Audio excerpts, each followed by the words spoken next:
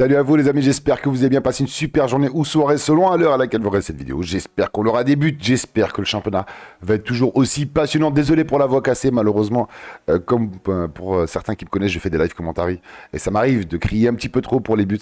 Donc ouais, forcément, fallait que ça pète. Fallait que ça pète un moment de temps. Merci à tous ceux qui participent, qui like, qui commentent comme d'habitude. Merci à vous pour la force.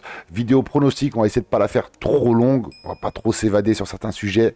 On part, on commence directement. J'espère qu'on aura des buts. J'espère que ça va continuer. Ça va continuer, mais on remarque quand même, hein, pour parler un petit peu du classement, vu ce qui se passe actuellement, voilà, il y a Lens et le Paris Saint-Germain qui se tiennent en tête. On a derrière un trio qui est en train de s'écarter un petit peu de la zone de, pour attraper les autres, tout simplement. On a Auxerre, Nantes et Metz. C'est compliqué. On va pas se mentir qu'ils passent pas la meilleure saison de leur vie. Il y a quand même déjà 8 points sur le premier non relégable, le Paris FC.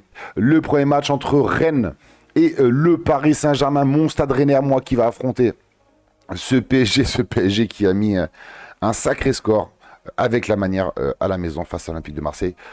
Ça fait un petit peu peur parce que mon stade rennais en crise, en souffrance, changement d'entraîneur, pas mal de choses sont passées, il y a eu des vidéos qui sont sorties, il y a eu des infos qui sont sorties assez complètement dingues, hein.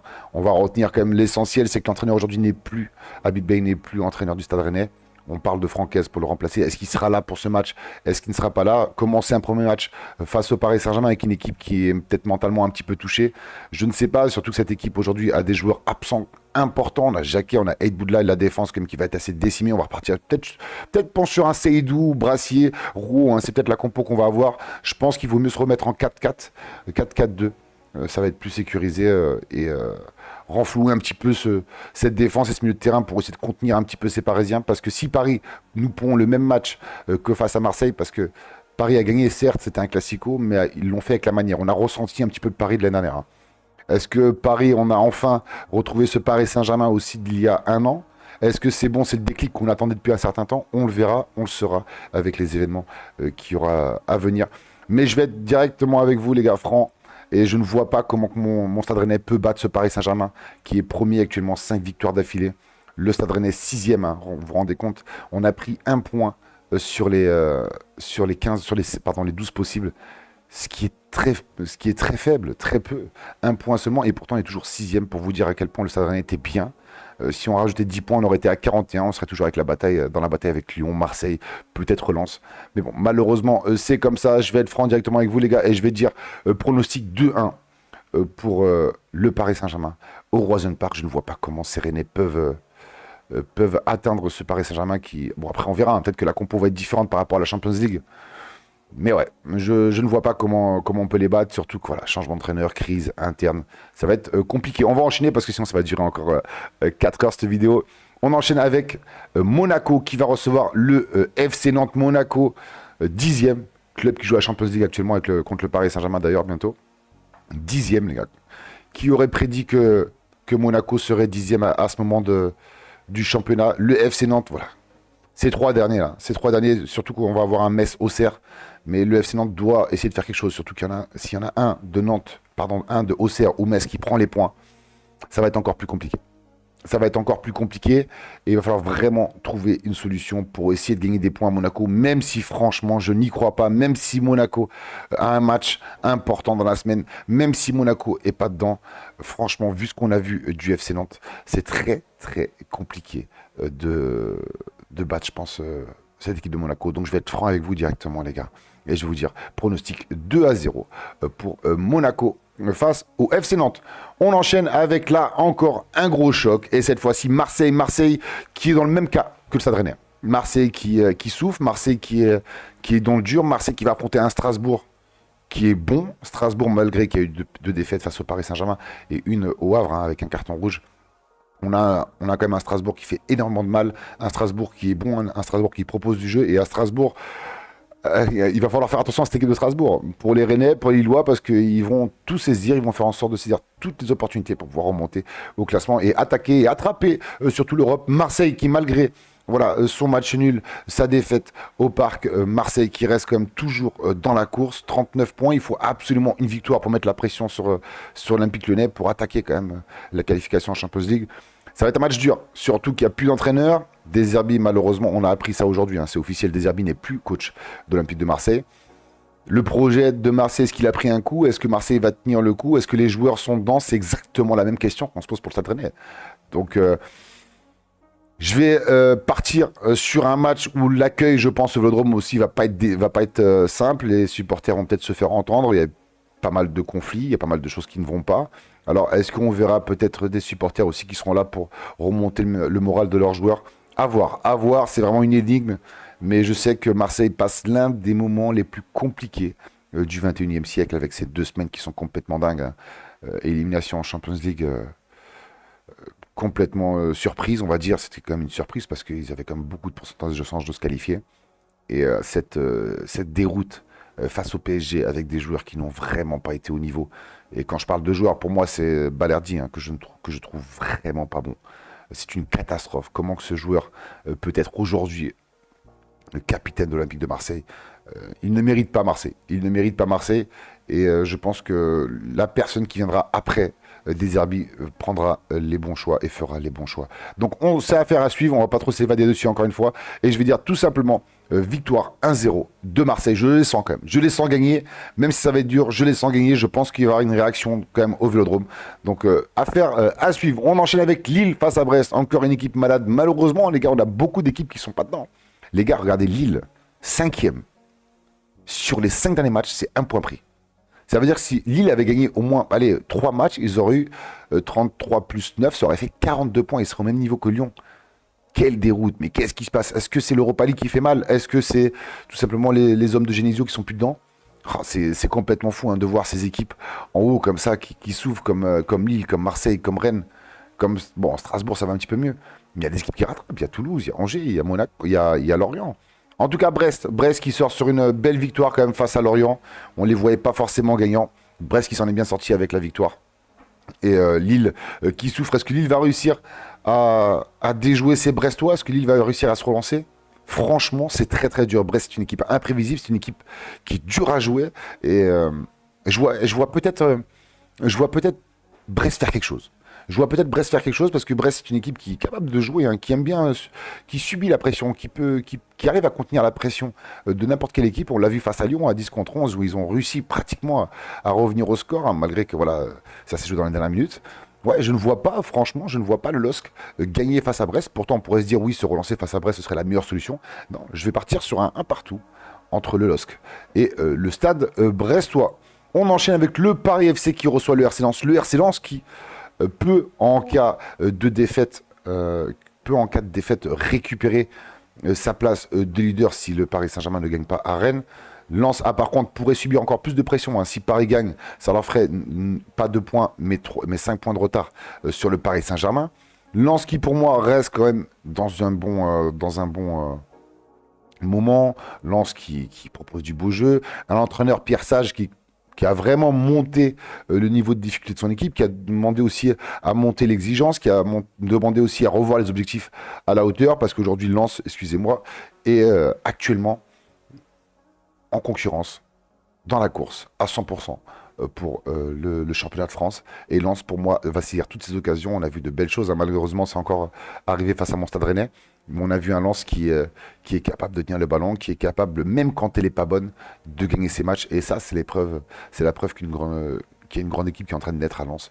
Parce que quand on n'est pas bon et qu'on gagne les matchs, d'ailleurs, même Lyon, hein, c'est pareil, hein. Lyon ne fait pas de gros matchs en ce moment, mais gagne ses matchs. Donc ouais, je vais aller franco avec vous. Le PFC qui aujourd'hui 15e, 22 points, on va dire souffle encore un petit peu, malgré que je vois quand même une petite victoire entre Auxerre et Metz, hein, on en parlera tout à l'heure. Le PFC quand même qui doit continuer, le PFC qui est à la maison, le PFC qui a recruté, le PFC qui a de gros projets. Mais est-ce que le PFC pour l'instant n'est pas encore prêt pour affronter ce genre de calibre? Et je vais le dire tout simplement, je vois une victoire lensoise dans la douleur quand même, et je vais dire 2-0. 2-0 pour le RC Lens au Paris FC. On va y arriver, voilà, 2-0 pour le RC Lens. On enchaîne avec Le Havre-Toulouse. Toulouse qui a souffert à Angers malheureusement, qui a perdu dans les dernières minutes. Aujourd'hui, ils vont affronter Le Havre qui a fait un très très bon résultat face à Strasbourg. Quel match à pronostiquer. Et moi, je vais vous dire direct, hein, je vois une victoire du Havre. Je vois une victoire du Havre parce que le Havre, voilà, ce que fait Digard, ça me plaît beaucoup. Je trouve que c'est un entraîneur compétent.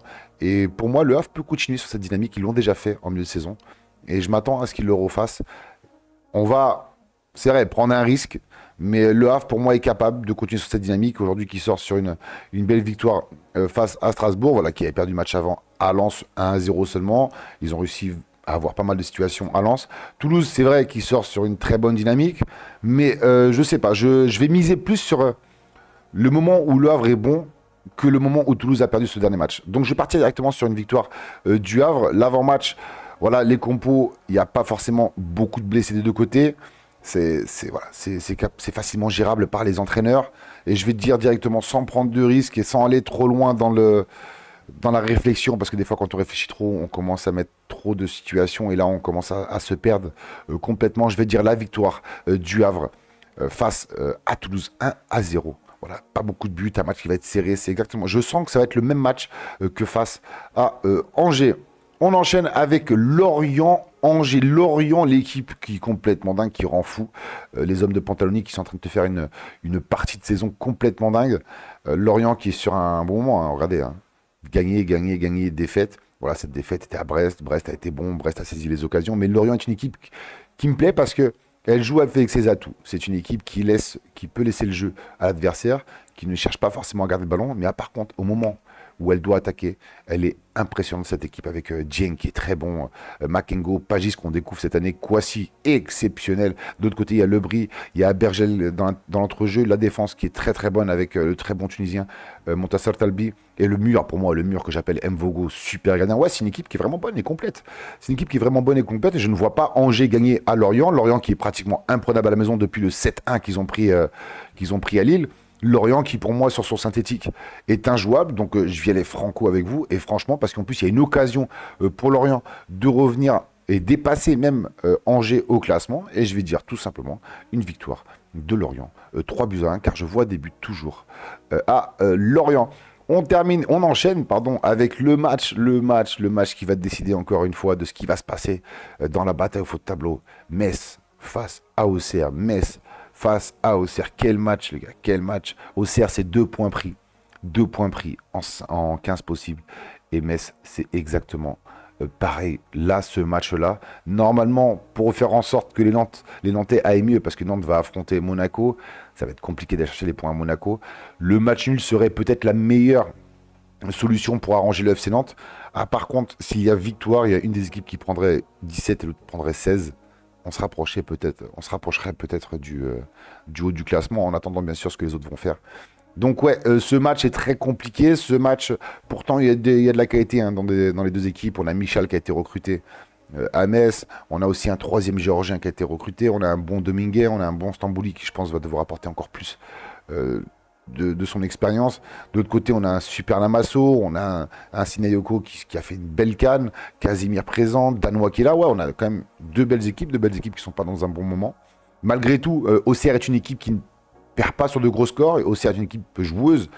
Et franchement, je vais partir peut-être à la surprise générale. On a vu Metz, hein, de quoi ils sont capables. On a vu que Metz choisit ses matchs aussi de temps en temps, capable de gagner contre Lens, capable de faire des bons matchs en Coupe de France. Mais Auxerre, pour moi, c'est une équipe qui peut aller encore plus loin dans ce qu'elle est capable de faire. Je trouve qu'elle est de mieux en mieux ces temps-ci. Voilà, même si, regardez, les défaites sont là, mais c'est des défaites où Auxerre ne perd pas énormément. 0-0, elle prend pas beaucoup de buts. 0-0 à Toulouse. 1-0 perdu contre le Paris Saint-Germain. 1-0 perdu contre Lens. Donc ouais, c'est une équipe qui peut, pour moi, faire quelque chose. Je ne les vois pas prendre plus d'un but dans ce match. Donc je vais dire tout simplement, ce match, je vais te dire, allez, je pencherai plus normalement pour un partout. Pour un 1 partout, mais je vais partir avantage Auxerre. Et je vais dire 1-0 pour Auxerre. C'est vraiment pour essayer de trouver un gagnant. Je partirai plus sur un match nul, mais je vais dire quand même 1-0 Auxerre face à Metz. Et je rappelle les amis, hein, ce sont vraiment des conseils. Voilà, c'est pas des pronostics, c'est vraiment pour donner des conseils, des avis sur les matchs. Vu que je fais les live commentary, je les commente tous les matchs. Je vois toutes les équipes, je les vois durant toute la semaine. Donc voilà, par rapport à ce que je vois, par rapport à ce que proposent les équipes, je vais dire victoire de Metz face à victoire d'Auxerre, pardon, face à Metz. Et on termine avec le choc dimanche soir, 20h45, Lyon face à Nice. Pas d'Hendrick. On se dit direct, pas d'Hendrick, mais bon, même s'il n'y a pas d'Hendrick, il y a une très bonne équipe quand même qui est là. Bon, on n'a pas de Tolisso, on n'a pas de Fofana, il y a pas mal de blessés. Malheureusement, Fonseca va devoir encore cuisiner à sa manière pour trouver une solution.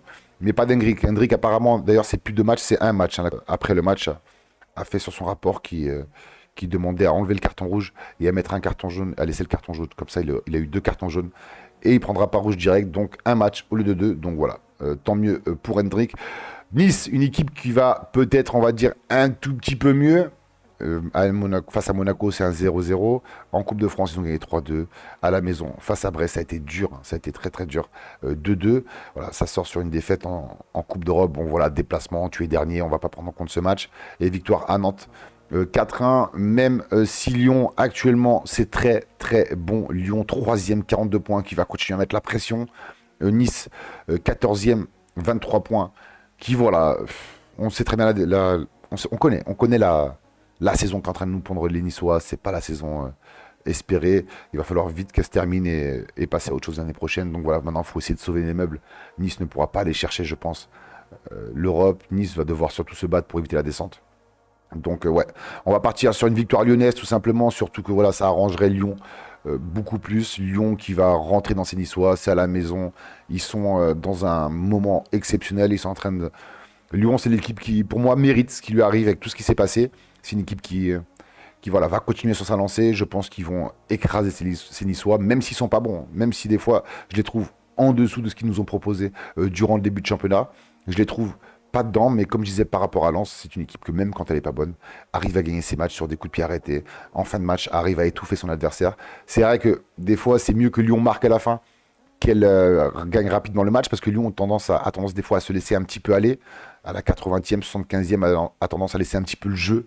Mais je ne vois pas comment ces Niçois peuvent inquiéter ces Lyonnais. Et je vais partir directement sur une victoire 3-2 face à Nice. En tout cas, voilà les amis, c'était des pronostics. Comme ça, c'est très compliqué. Le championnat est très très dur à pronostiquer. On va pas se mentir. Hein, c'est aujourd'hui très très dur de gagner sa vie en tant que pronostiqueur pour la Ligue 1, Ligue 2. Les gars, Ligue 2, vous en avez 10 qui se battent pour la montée, 10 qui se battent pour la descente. On comprend rien ce qui se passe. Là, pareil, tout le monde peut battre tout le monde. Marseille peut en prendre 2 à la maison face à Nantes. Et puis après, peut gagner 1-0 contre le Paris Saint-Germain, puis en reprendre 5. Voilà, c'est dur. Rennes peut enchaîner 5 victoires, puis en perdre 5 d'affilée. Pareil pour Nice, pareil pour Lille, pareil pour tout le monde. Voilà, Metz peut faire 3 matchs avec 3 victoires, puis après peut en perdre 10 d'affilée. Ouais, c'est très très dur de pronostiquer tout ça, je vais pas vous mentir. Ce sont juste des conseils. Bien entendu, on sera en live, nous, tout le week-end à partir de demain pour le match entre le Paris Saint-Germain qui va se déplacer à Rennes. On enchaînera avec Monaco, puis samedi pareil. On aura peut-être un petit match de Ligue 2 aussi entre deux. Voilà, n'hésitez pas, vous, en commentaire, à me donner vos pronos. Très important, donnez-moi vos avis. Est-ce que vous êtes d'accord avec moi? Bien sûr, en restant sympa. Mettez-moi votre liste. Qu'est-ce que vous voyez comme score? Est-ce que vous voyez des surprises? Est-ce que vous voyez des équipes qui peuvent le faire? Est-ce que vous voyez des équipes qui vont réussir? C'est vrai qu'aujourd'hui, c'est très dur de pronostiquer hein, quand on voit qu'il y a des équipes qui sont en crise.